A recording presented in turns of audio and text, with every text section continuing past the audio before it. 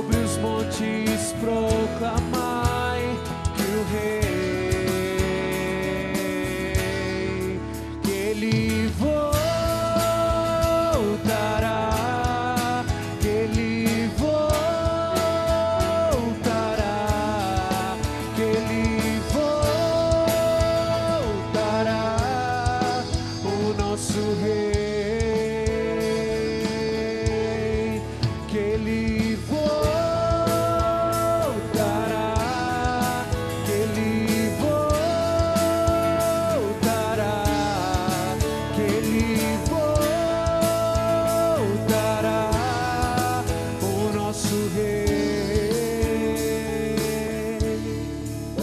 Essa é a nossa esperança, é a certeza da nossa fé, né? Ele voltará, bendito seja Deus. Quero falar com você que é sócio da Associação do Senhor Jesus, e você que está hoje recebendo toda essa graça, essa bênção, está dizendo assim, olha, eu preciso participar de algum modo, para que essa graça continue a chegar na minha casa e na casa das pessoas que eu amo, se tornando um sócio da Associação do Senhor Jesus. Eu quero mostrar aqui.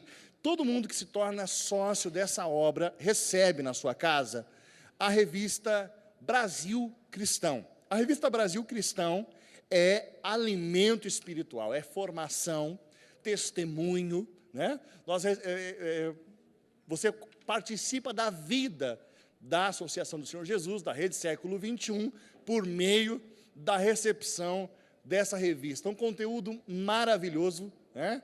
Para você presentear pessoas que você conhece, né, com uma assinatura dessa revista. A assinatura é tornar-se parceiro, sócio dessa obra, ajudando que esse sinal continue a chegar, levando a esperança, né, para o Brasil. Junto com essa revista chega também o boleto, né, que é o modo pelo qual você vai poder contribuir com essa obra, né? E eu digo a você, tudo que estamos fazendo, que vamos fazer, só acontece mediante a colaboração generosa de irmãos e irmãs no Brasil inteiro. O Padre Eduardo falou aqui hoje de manhã, ele está indo na próxima semana fazer uma missão na China, irmãos. Um país que está vivendo uma dificuldade extrema, né? E ele está indo lá ajudar a evangelização dos irmãos. E ele faz isso porque você é sócio, você recebe o seu boleto e fielmente você contribui conosco. Louvado seja Deus por isso. Junto com a revista, nós temos também as reflexões para um Brasil cristão, escritas, né, por alguns sacerdotes que colaboram conosco. Você recebe junto com a revista, e de um modo especial também para essa edição, nós estamos mandando um folheto sobre o perdão que cura. Perdoar é abrir a porta do coração para que Deus possa, de fato, nos curar. Eu quero agradecer de um modo muito especial pessoas que acabaram de se tornar sócios, assistindo à Rede Século XXI. Louvo a Deus pela vida da Maria de Fátima Alves Medeiros, né, da cidade de Tamboril, no Ceará, se tornou sócia. Queria que nós aplaudíssemos de todo o coração. Obrigado. Obrigado. Se tornou sócia hoje aqui, obrigado. Daiane dos Santos veio participar aqui, se associou, falou assim, eu quero ajudar a manter essa obra. Vamos aplaudir, porque é um sim a Deus que nós damos. Maria José Lopes Vasconcelos de Caxias, no Maranhão, acabou também de se tornar sócia. Minha irmã, Deus te abençoe, obrigado. Nós aplaudimos o seu gesto de generosidade. Maria de Nazaré de Oliveira Martins, Rio de Janeiro, tem um monte de carioca aí hoje, né? Louvado seja Deus pela sua vida. Deise Fátima de Freitas Barbosa, de Belo Horizonte, Minas Gerais. Belzonte, como o pessoal fala, né, os mineiros. Maria Rosa dos Santos Silva, aqui de Campinas. Eu vou ler, são vários nomes, e depois nós damos um forte aplauso a todos. Liane Magalhães Matar, de Paraíba do Sul, Rio de Janeiro. Geraldo Josias da Cunha Lemos, Leandro Ferreira, Minas Gerais, se tornou sócio. Maria Alves do Carmo Neto, de Alagoinha, na Bahia, se tornando sócia hoje, conosco. Maria Lúcia Firmino da Silva, de Estrela de Alagoa, em Alagoas. Vamos aplaudir a generosidade desses irmãos e irmãs no Brasil inteiro. Nós bendizemos a Deus porque esse sinal está chegando, cobrindo quase todo o território brasileiro e por meio da internet para o mundo todo, né? A internet, como o Padre Eduardo diz, é a morte da distância. De fato, nós estamos mandando a mensagem do Evangelho e hoje essa mensagem de reconciliação para o Brasil e para o mundo inteiro. Amém? Eu queria convidar você a ficar de pé nesse momento, porque nós vamos receber aqui um irmão nosso, Pedro Arruda. Queria chamar o Pedro para que ele venha aqui. E eu queria que nós, mais uma vez, ministrássemos a caridade, né? Ministrássemos na vida de um irmão que vem e prega a nossa oração, né? O Padre Eduardo, hoje de manhã, Pedro, disse para mim assim, eu conheci o Pedro Arruda em 1972, mais ou menos. E os anos se passaram e eu o encontrei aqui e eu fico pensando, olha o que Deus faz, né? Hoje nós estamos aqui juntos. Louvado seja Deus pela sua vida, pelo seu sim, pelo seu ministério, Pedro. E é uma alegria tê-lo aqui. E nós queremos agora, com esse gesto de caridade, impor as nossas mãos e orar pela sua vida. Vamos, levanta os seus braços em direção ao Pedro. Pai de amor, Pai querido, em nome de Jesus, o teu filho, nós oramos pela vida do teu filho Pedro Arruda. Senhor, para cada nova missão é dada uma nova unção. E eu peço a unção desta hora, a unção desta pregação, sobre a vida do teu filho Pedro Arruda. Que ele seja bênção para nós, bênção para aqueles que estão em casa nesse momento. Que essa palavra, Senhor, toque corações. O Espírito Santo traz convencimento. O Espírito Santo vem, traga convencimento aos nossos corações. Nós bendizemos a Deus pela vida, por esse vaso de eleição que está aqui, onde o Senhor tem depositado tanta bênção. Senhor, derrama essa bênção hoje sobre o Brasil, é o que nós pedimos, em nome de Jesus. Amém. Obrigado, meu irmão. Fique à vontade. Fernando. Deus abençoe também. Amém. Ok. Mediante o que o Fernando introduziu aqui, me sinto assim um pouco com necessidade de falar disso que o Fernando se referiu. Então, eu nasci num lar católico, tive minha formação toda católica, fiz todos os sacramentos, né? Me casei, criei meus filhos também com os sacramentos católicos. Mas, quando chegou na década de 70, eu diria o seguinte, que eu era um católico, meio católico, né? Aquele que se dizia católico, mas faltava um conhecimento, um compromisso maior com o Evangelho, com Jesus. E, nesse momento, um outro amigo meu, ele foi convidado a fazer um curso chamado Treinamento e Liderança Cristã, TLC. Se alguém se lembra do TLC aqui, vai entregar a sua idade. Veio logo após o cursilho, tal, para quem lembra, é dessa época. E ele, ao contrário, era filho de batista, mas também não andava assim firmemente nos caminhos de Deus. Então, nós tínhamos algo em comum, né? Eu, católico, de rótulo de fachada, e ele, batista, também de fachada. E quando ele foi nesse encontro, final de semana, ele foi muito impactado com a palavra que ele ouviu ali. E nesse encontro, ele pediu batismo também. E lá foi ele buscar coisas mais profundas. Ele foi conduzido ao Padre Eduardo, que naquela época, então, estava lá em Osasco. O Padre Eduardo o conduziu a um casal em Barueri, o Fini Franco e Elza, sua esposa. Olha que interessante, ele, presbiteriano renovado, e ela, católica, ministra da palavra, da Eucaristia. E esse casal acolheu, então, esse irmão, Cláudio, acolheu a mim também, e em torno desse casal se juntaram alguns poucos jovens na época, com muita vontade de conhecer o Evangelho, se comprometer com ele, e a gente fez uma caminhada junto, né? Tem aqui muitos episódios que temos em comum com o Padre Eduardo. A diferença é que, naquela época, a gente era um pouquinho mais novo, né? O Padre Eduardo tinha lá, recém-feito 30 anos, mais ou menos isso, né? E eu estava lá, aos meus 17, 18 anos, mais ou menos. Então, passado um pouco de tempo. E, como era próprio de jovens, a gente era mais aguerrido, mais, assim, entusiasmado com tudo isso aí. E, lógico, uma novidade na igreja, renovação carismática era uma novidade na igreja. E não tivemos muitas facilidades, né?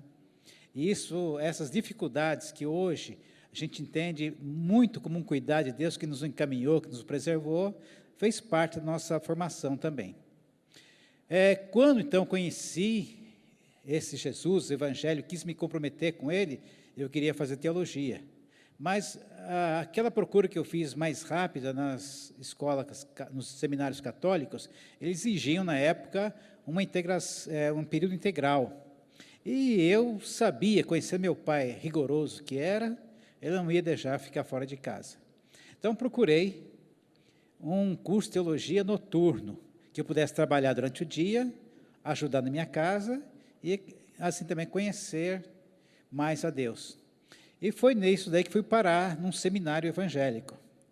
E passei lá meu curso de teologia durante 5 anos numa escola evangélica, né? Éramos poucos lá. Então, a gente passava alguns apertos lá, né? Na minha sala, eu era o único católico, né? Então, dentro desses apertos, também encontramos muitas pessoas que nos acolheram dentro dessa escola evangélica. E atravessamos 5 anos dentro da escola evangélica, continuando católico. Lógico, né? Com a bênção e com o cuidado das pessoas que nos acolhiam nesse meio. Eram poucos, mas acolhiam. Naquela época, tudo isso era muito novidade. Padre Eduardo, amigo do seu Franco, presbiteriano renovado, amigo do pastor da igreja, tal, isso nos dava assim, um alento. Bom, crescemos, né? E a renovação carismática tornou-se, né, esse tamanho todo que é do Brasil, mas foi do nosso meio, dos nossos amigos lá, que saiu a primeira secretária do escritório da renovação daquela época.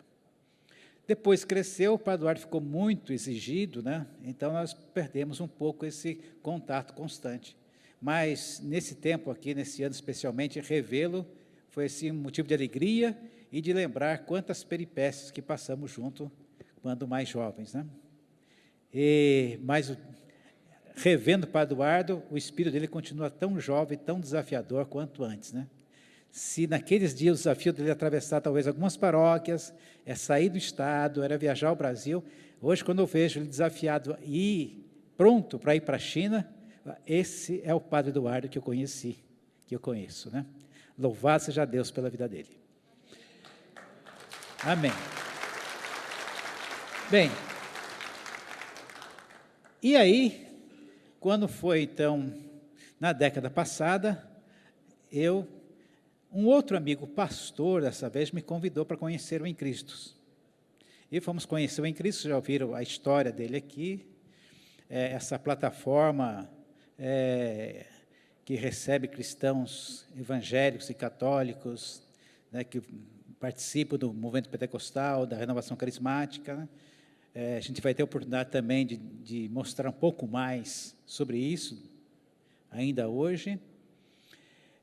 E reencontrei amigos, né? E nossa jornada foi outra vez redefinida, né? Parece que a gente achou o espaço novamente aí.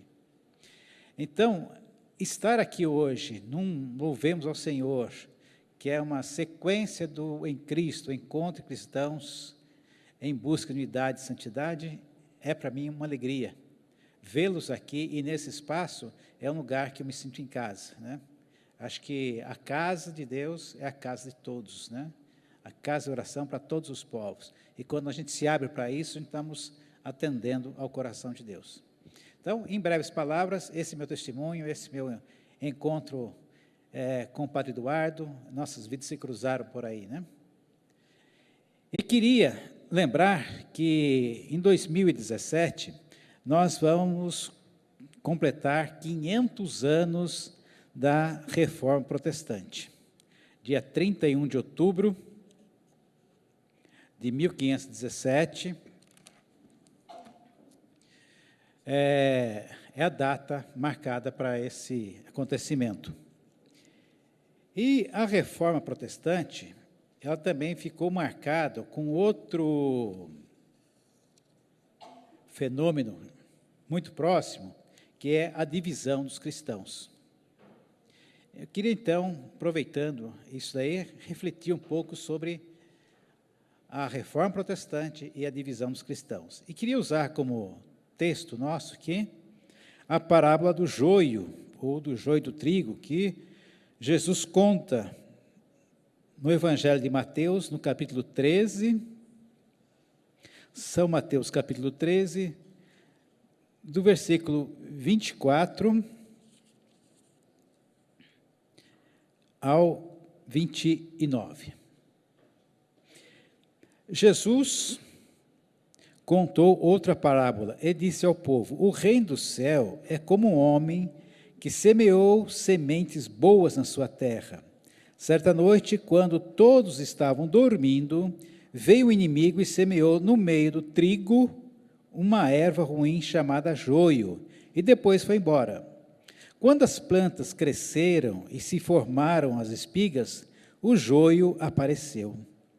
Daí os empregados do dono das terras chegaram e disseram: patrão, o senhor semeou sementes boas, mas nas suas terras, de onde que veio este joio? Foi algum inimigo que fez isso, respondeu ele. E eles perguntaram: o senhor quer que a gente arranque o joio? Não, respondeu ele, porque quando vocês forem tirar o joio, poderão arrancar também o trigo. Deixe que o trigo e o joio crescerem juntos até o tempo da colheita. Então direi aos trabalhadores que vão fazer a colheita: arranquem primeiro o joio, amarrem feixes para ser queimado. Depois colham trigo e ponham no meu celeiro, no meu depósito. Ok, pensando um pouco nessa figura do joio e do trigo, então, nós temos aqui alguns detalhes que chamam a atenção. Uma semente boa do trigo foi semeada, mas veio de noite, sorrateiramente, um inimigo às escondidas e semeou o joio. Joio e trigo são duas plantas extremamente parecidas. Elas só têm uma diferença, o trigo do joio. O joio não dá trigo. Mas se olhando, eles se parecem. Quando chega o tempo da colheita, quando se produz os frutos, o trigo, ele está crescendo, nasce as espigas ali do trigo, e ele se curva, ele se abaixa com o peso do trigo que está colocado naqueles ramos ali. E o joio, como ele não produz trigo, ele continua em pé, reto. Aí então, na época da colheita, é fácil de distinguir um do outro, porque o joio não dá trigo. Mas fora isso, é muito parecido. O que eu estou querendo dizer com isso? É que nós tivemos, por muito tempo, compreendendo ou ensinando que a divisão dos cristãos e a Reforma Protestante são um único fenômeno, um único acontecimento. Mas, se nós prestarmos atenção, embora estejam próximos, na mesma época, etc., são coisas distintas. Primeiro, a gente pode olhar pela natureza. Cada semente, ele produz segundo a sua espécie. Então, o trigo só pode dar trigo e o joio só pode dar joio. A reforma da igreja, obviamente, é uma coisa de Deus. Foi Deus que pretendeu, desejou a reforma.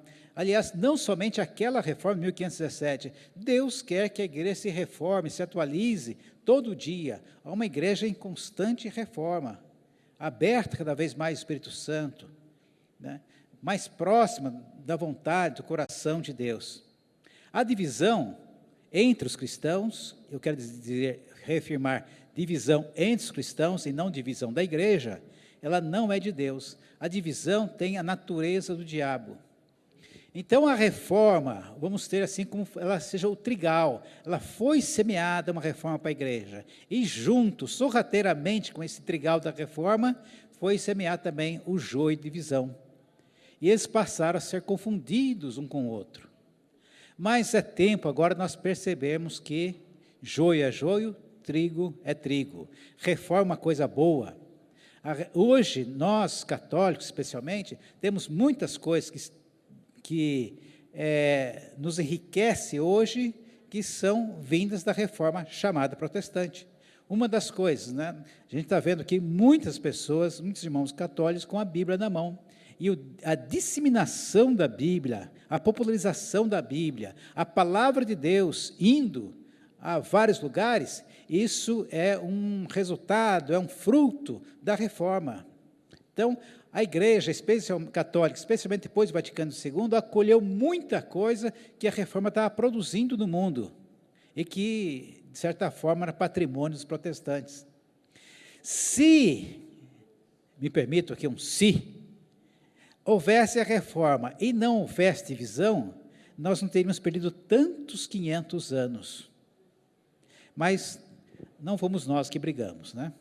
Foi outra geração, e nós não precisamos passar a receber essa herança e continuar perpetuando essa herança. Nós, assim como dizemos que lá atrás, quando lemos a história da igreja do começo, nós podemos dizer, a igreja um dia era uma só, os cristãos eram unidos. E um dia lá na frente também, a gente vai olhar para a igreja e vai falar assim, teve uma época que a igreja tinha cristãos divididos, mas já passou. Agora somos unidos como era no começo. Deus quer fazer isso. Deus olha nesse alvo, olha nesse objetivo. E se nós queremos chegar onde Deus quer chegar, é tempo de nós deixarmos de lado o joio e olharmos para o trigo. No tempo da colheita, o joio, a divisão e todas as suas consequências, eles serão tirados fora, colhidos para fora e queimados, mas o trigo é guardado no celeiro do Senhor.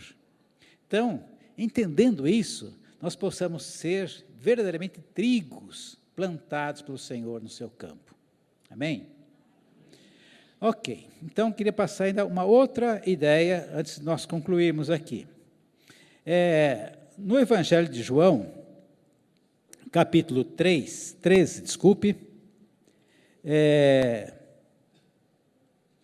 os versículos 34 e 35.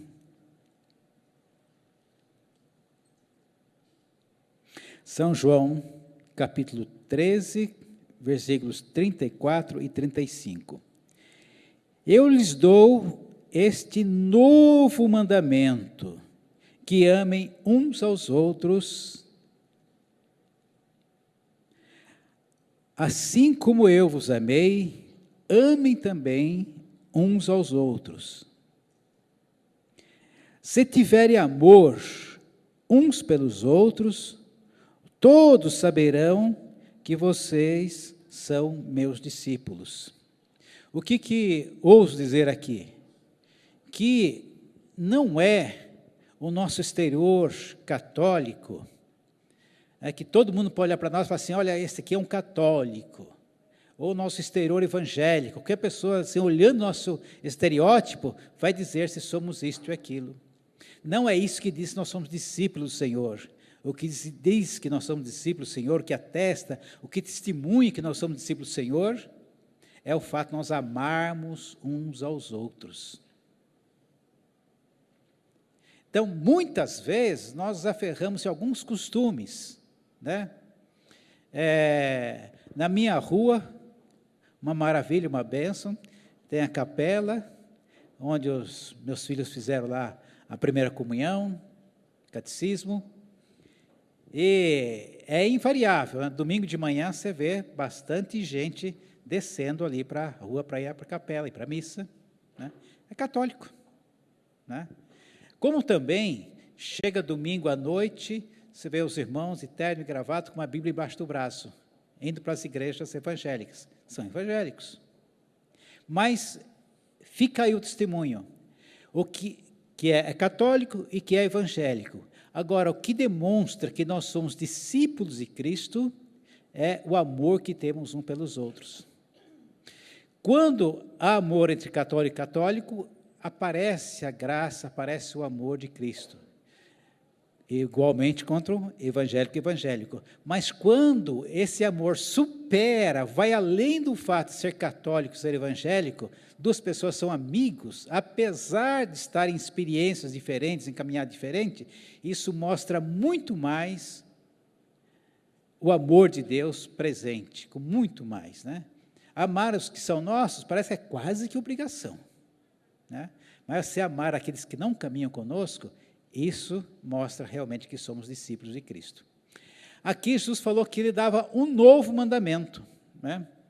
Se ele fala em novo mandamento, é porque também havia um outro mandamento.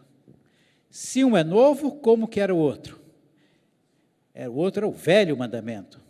E o velho mandamento, então, que tornou-se velho, era novo até esse momento, tornou-se velho, era aquele lá, né? Amar a Deus sobre todas as coisas e ao próximo a si mesmo. Esse é o resumo do grande mandamento. E agora, Jesus está dizendo que esse mandamento tornou-se um mandamento antigo. Há um novo mandamento. Amai-vos uns aos outros como eu vos amei.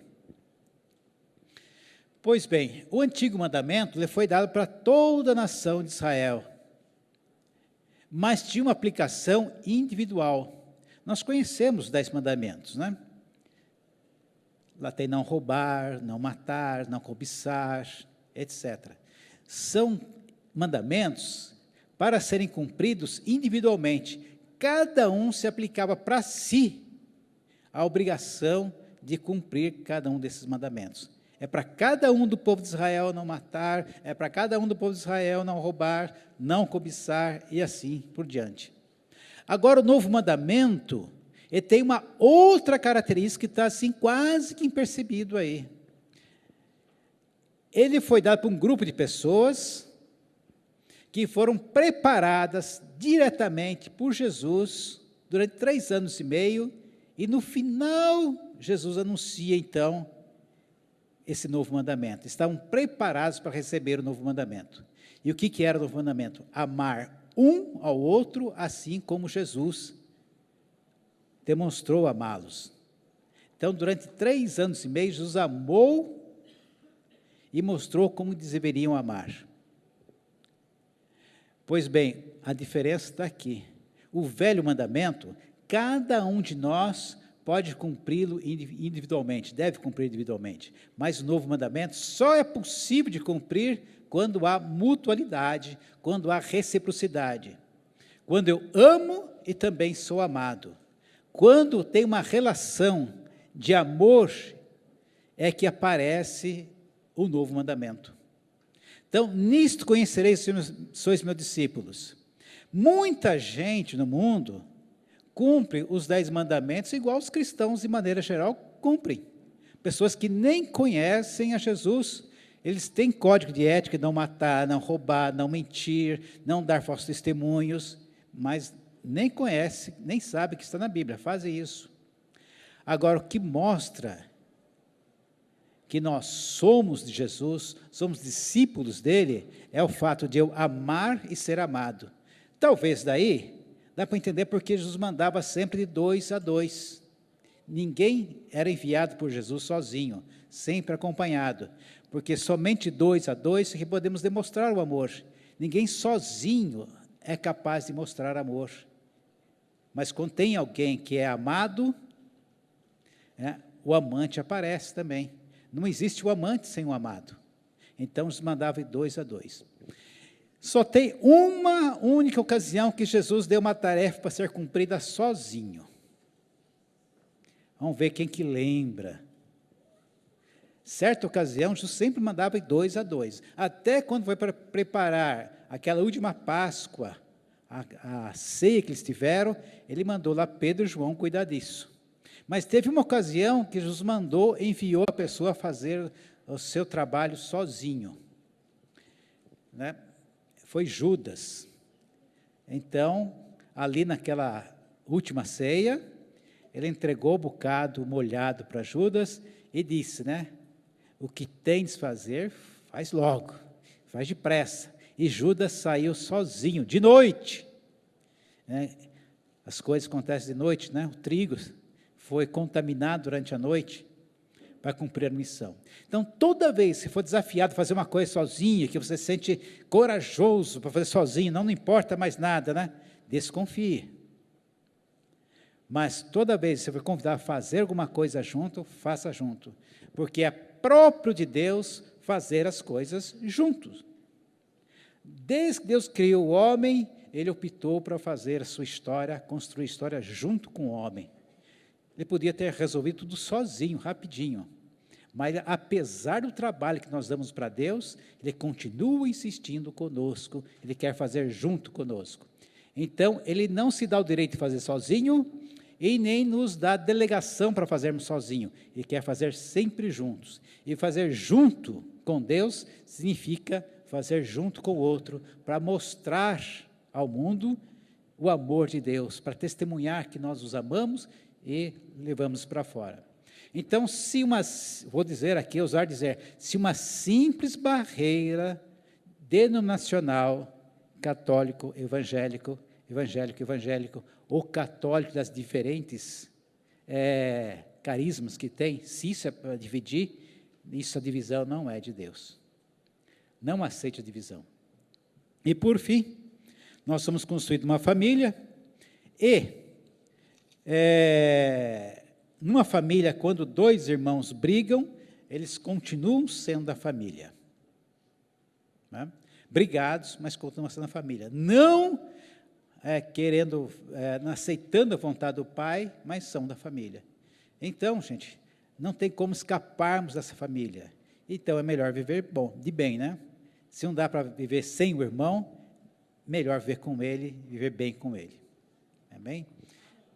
Então, nós não somos joios, somos trigo. E o novo mandamento, eu não consigo fazer sozinho, depende do outro. Amém? Muito obrigado, irmãos. Deus abençoe. Fernando. Bendito seja Deus. Obrigado, Pedro, mais uma vez, meu irmão, pela palavra ministrada a nós. Convido você a ficar de pé, para que nós possamos... Toda palavra pregada tem que ser respondida na oração, não é verdade? Nós possamos responder essa palavra na oração. Pedro comentava, e os padres da igreja sempre ensinaram isso, que a igreja é sempre reformanda, né? Sempre purificanda. A igreja está em constante estado de purificação, em constante estado de reforma, porque o único que teve o Espírito Santo em sua plenitude foi Jesus, porque é um com Ele. O Espírito em nós nunca vai se esgotar, porque Ele é Deus. É Deus. Então Ele vai nos enchendo, mas é um plerói, é um cheio que continua a se derramar, não é algo passivo. E na igreja, né, nos membros da igreja, isso acontece.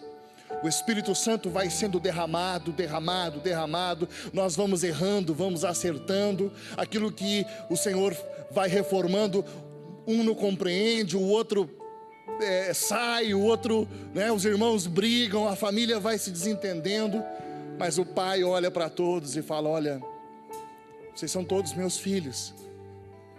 O propósito é que vocês todos sejam um comigo. E eu queria que nós rezássemos assim hoje. Que seja um. Que seja um. Esse é o desejo do Pai para nós. Nesse dia, nós rezamos por isso. Nós queremos ser esse sinal profético. Nós vamos rezando aqui. Você que está em casa, não saia. Nós temos mais palavra, mais pregação nesse bloco que vai entrar. Você que está aqui, queria te convidar. Você pode dar a mão à pessoa que está perto de você? Que seja um. Voltamos. É o que eu quero mais. Que seja um.